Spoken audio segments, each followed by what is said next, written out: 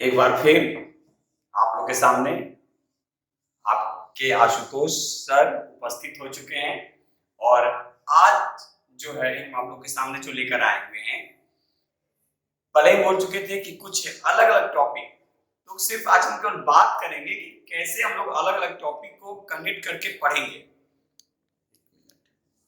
तो ज्यादा से ज्यादा आपको बेनिफिट पहुंचेगा। जैसे कोई भी आप टॉपिक ले लीजिए और हम उसको कनेक्ट नहीं करते हैं। जैसे सिंपल सा एग्जांपल आप देख लीजिए, एक सिंपल सा एग्जांपल एक दो देंगे, जैसे EIC। अब ईस्ट इंडिया कंपनी तो हम लोग पढ़ते हैं। अब ईस्ट इंडिया कंपनी मान लीजिए कि स्थापना हुआ 1600, ठीक है, 1600 में। अब 1600 में ईस्ट इंडिया कंपनी की एस्टैब्लिशमेंट हुई, लेकिन अब ये नहीं पता है कि इस समय शासक कौन, तो अकबर। अब कैसे अकबर, तो 1560 से लेकर 1605, 1560 से लेकर 1605 याद रखिएगा, यानी 1556 भी देता है, हम 60 कर रहे हैं, 60 से लेकर 1605। अब इसी बीच ईस्ट इंडिया कंपनी आई, ये आप कनेक्ट खुद कर लिए।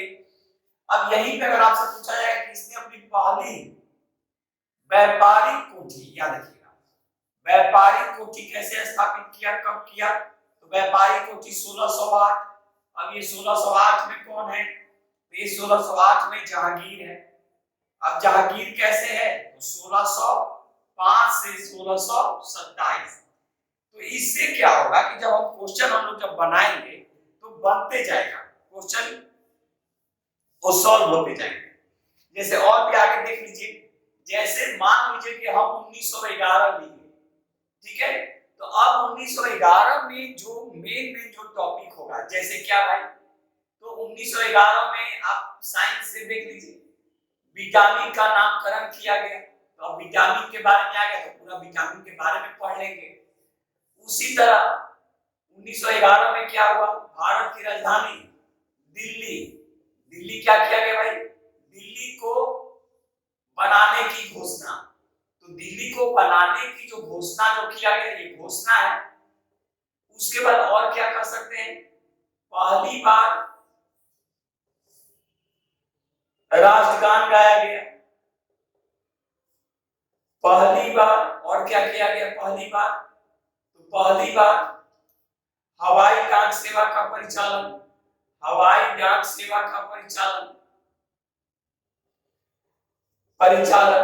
अब ये 1911 किसके समय, उसके बाद बंगाल विभाजन रद्द, ये भी इंपॉर्टेंट है, तो बंगाल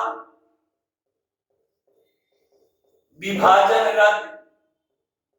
तो इससे क्या होगा कि आपके माइंड में सेट होंगे क्या रे, इतना 1911 है, ये ऐसे, अब इस समय ये घटना हुई, तो कौन है भाई इस समय 1911 में, एकदम सिंपल सोचने वाली बात है, हार्डिंग ड्यूटी, यानी लॉर्ड हार्डिंग सेकेंड। अब लॉर्ड हार्डिंग सेकेंड कैसे, तो 1911 से 1916। इससे क्या होगा कि आपकी कनेक्टिविटी बढ़ेगी, आप खुद कनेक्ट करके पढ़िएगा।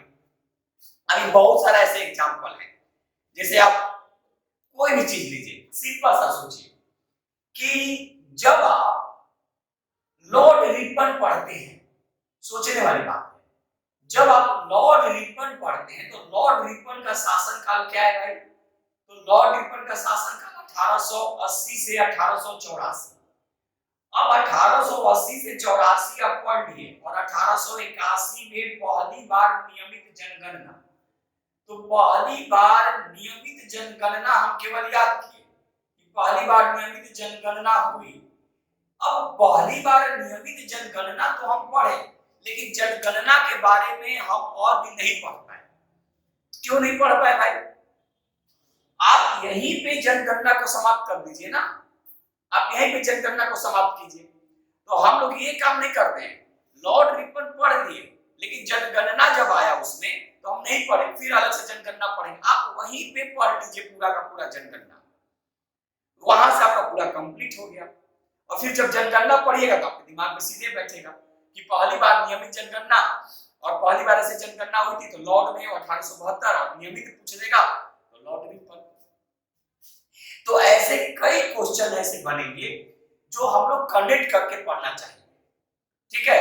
और कनेक्ट करके पढ़ने से क्या होगा कि पूरा आपका माइंड जो होगा वो पूरी तरह से ब्रॉड, तो ब्रॉड व्यू जब आएगा आपके पास, जब सोचने की जब क्षमता जब बढ़ेगी तो क्वेश्चन खुद ब खुद क्रिएट होगा। तो सोचने की क्षमता को डेवलप करना है, याद रखिएगा। सोचने की क्षमता को आप डेवलप जब करेंगे तो क्वेश्चन खुद ब खुद बनना शुरू होगा। और हम पहले ही बोल चुके हैं कि आप खुद सोचिए कि क्वेश्चन आप खुद तैयार कर रहे हैं, तो इससे क्या होगा कि आपका पूरा का पूरा जब क्वेश्चन, जब सोचने की क्षमता जब बढ़ेगी तो क्वेश्चन अपने आप क्रिएट होंगे और बनते जाएगा, फिर कहीं भाग दौड़ करने की जरूरत नहीं है। एकदम एक बार फिर हम बोल रहे हैं कि हम 15 दिन आप लोग लगातार मेरा क्लास करके देखिए यूट्यूब पे, आप खुद कहेंगे कि जब यूट्यूब पे इतने सही तरीके से सब सर करवा रहे हैं, हम अपनी बड़ाई नहीं कर रहे हैं, लेकिन हम एज ए आपको दोनों व्यू से पढ़ाते हैं, एज ए स्टूडेंट की प्रॉब्लम कहाँ है और टीचर की कैसे उस प्रॉब्लम को सॉल्व किया जाए।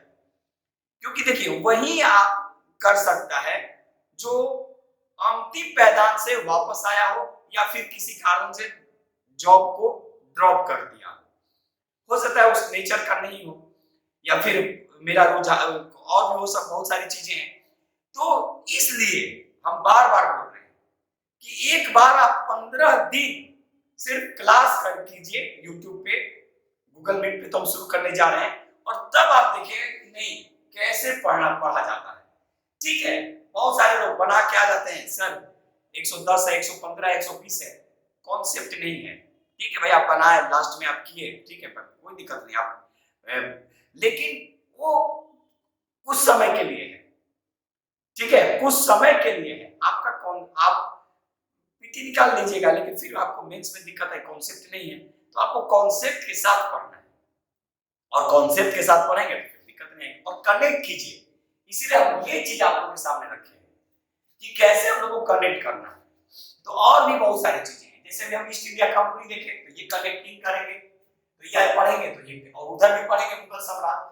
फिर 1911 है, ये 1911 में बंगाल विभाजन, पूरा बंगाल विभाजन वहां हो गया।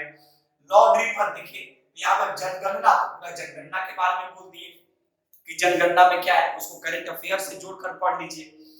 इससे क्या होता है कि कहीं ना कहीं आपकी जो कनेक्टिविटी जो होगी वो ज्यादा बढ़ेगी। अब जैसे सिंपल सा सोच लीजिए, अब मान लीजिए कि ब्रिक्स के बारे में ही दे दे, अब मान लीजिए सिंपल सा सोचिए कि ब्रिक्स के बारे में दे दे, तो ब्रिक्स के बारे में करंट अफेयर्स का ठीक है क्वेश्चन है कि 14वां कहां हुआ, तो चाइना में हुआ, 15वां कहां हुआ, दक्षिण अफ्रीका में हुआ। लेकिन अगर हम ब्रिक्स का इतिहास देखेंगे तो ब्रिक्स के बारे में अगर पूरा डिटेल पढ़ेंगे तो फिर आपका करंट अफेयर्स जुड़ते जाएगा। तो इसी तरह स्टैटिक को करंट अफेयर्स और करंट अफेयर्स को स्टैटिक के रूप में जोड़ के पढ़ना होता है, और क्वेश्चन खुद ब खुद बनेंगे। तो इसलिए कहीं ना कहीं आपको इस चीज को ध्यान रखना होगा कि कनेक्ट करके पढ़ना है।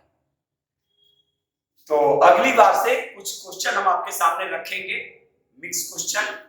आज तो केवल बताया, कुछ क्वेश्चन रखेंगे जिसमें करंट अफेयर्स से भी हो सकता है या स्टैटिक से भी हो सकते हैं, कुछ भी अलग अलग टॉपिक से रहेंगे, ज्यादा नहीं, 5 क्वेश्चन, और उसी 5 क्वेश्चन को हम अलग अलग तरीके से एक्सप्लेन करेंगे। तो अब देखेंगे कि फिर आप लोगों को कितना ये बेनिफिट हो रहा है और आप लोग कितने इसमें इंटरेस्ट ले रहे हैं, उसी के हिसाब से फिर हम लोग काम करेंगे। तो चलिए फिर एक नए वीडियो के साथ बहुत जल्द हम मिलेंगे, तब तक के लिए अनुमति दीजिए।